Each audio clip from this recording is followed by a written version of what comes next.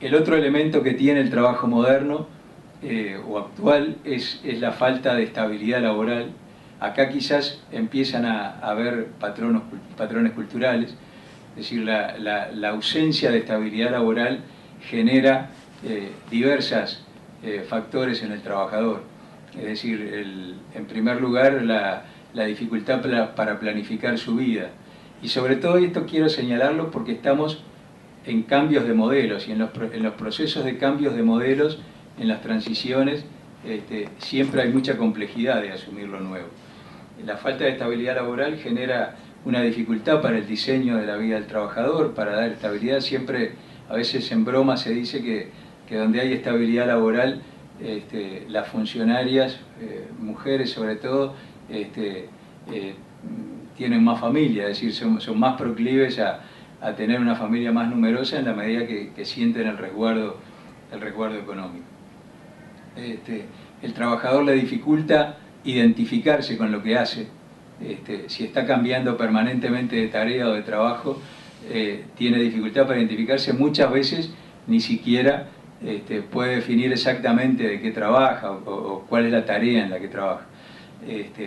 Creo que son procesos complejos, digamos, donde a ese trabajador se le dificulta, digamos, su inserción social. Creo que evidentemente el trabajo, con las condiciones que se realiza, cada vez es menos un elemento socializador. Decir, por un lado el multiempleo en aquel que lo puede tener, en el otro los parámetros de rentabilidad de las empresas hacen que se utilice al máximo el tiempo de ocupación en la empresa, se dificultan, digamos, los procesos de encuentro, de compartir. Yo notaba por acá, uno ahora va por la calle, pasa por las obras y ya nos sentimos olor a asado en las obras. Y seguramente después vemos obreros comiendo cada uno por su lado la vianda que se trajo de su casa. El asado de la obra era un elemento nucleador de los trabajadores. En la actividad que personalmente realizamos, que es en la actividad financiera, pasa una cosa muy parecida, para poner un ejemplo bien distinto al de la construcción.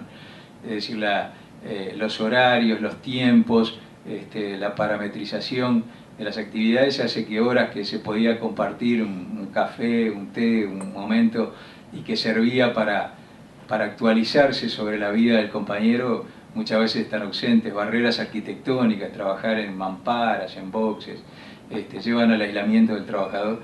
Creo que esas cosas evidentemente no son buenas. Luego también hay cambios de parámetros a los que nos tenemos que adaptar.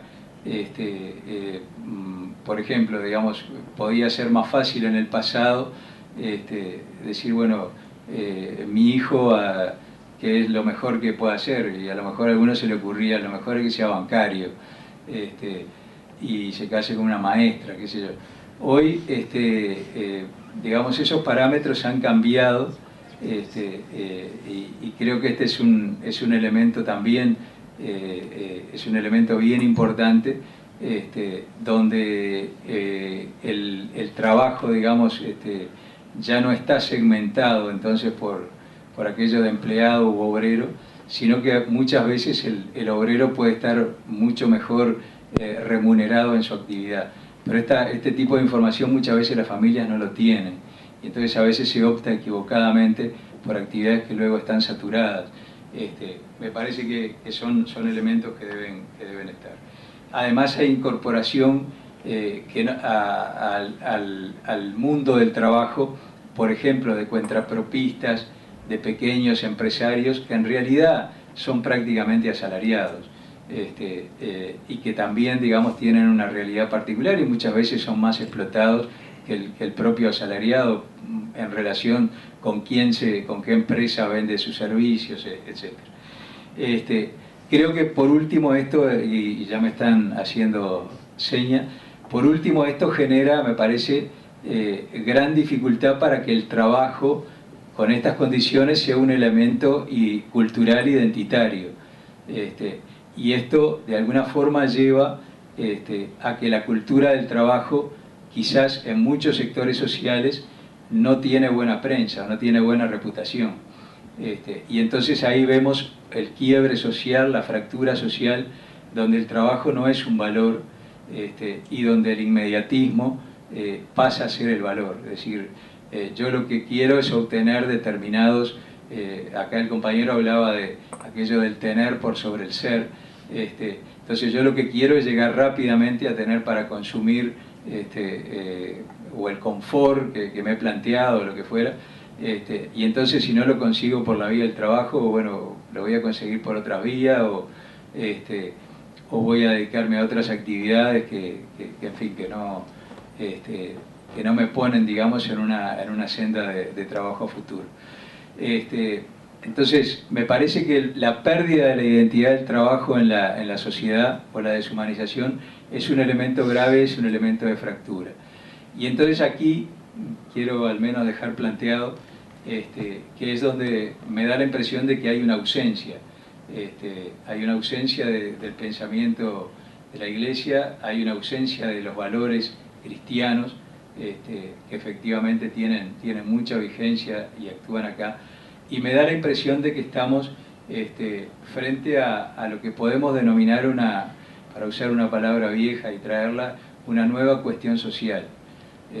Creo que hoy la cuestión social está pasando por algunos de estos parámetros. Está pasando por elementos culturales que han sido puestos muy fuertes por un determinado orden social que premia el tener por sobre el ser, que premia el inmediatismo por sobre el sacrificio a largo plazo, que premia, digamos, el individualismo por la acción colectiva.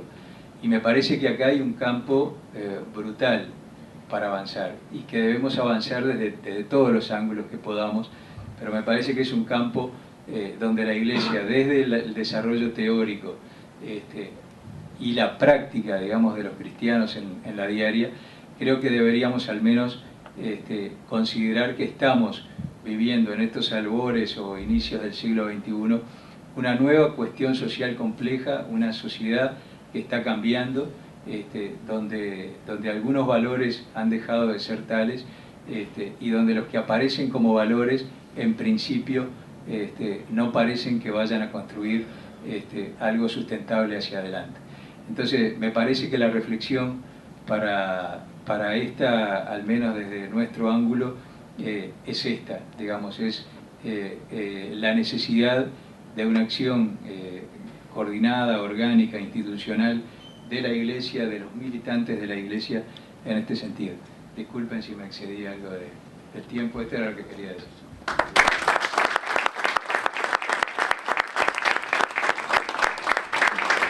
Muchas gracias, y le damos ahora sí la palabra al profesor Pablo Guerra.